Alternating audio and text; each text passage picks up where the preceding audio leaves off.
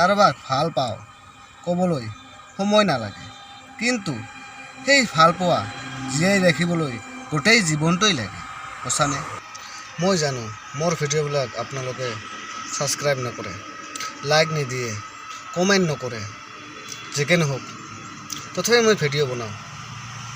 আৰু এটা কথা কওঁ, আশা এনে এটা শব্দ যিয়ে মানুহক জীয়াই থাকিবলৈ শিকায় অথবা জীয়াই থাকিবলৈ বাধ্য কৰায়।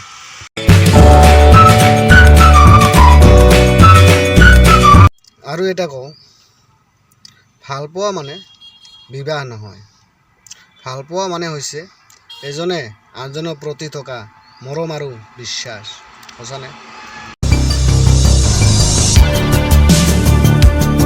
আৰু এটা কথা জানি থোৱা, সৰু সৰু কথাবোৰক লৈ যিয়ে আপোনালোকক ওপৰত খং কৰে, জানিবা যে তেওঁ আপোনাক হৃদয়েৰে ভাল পায়।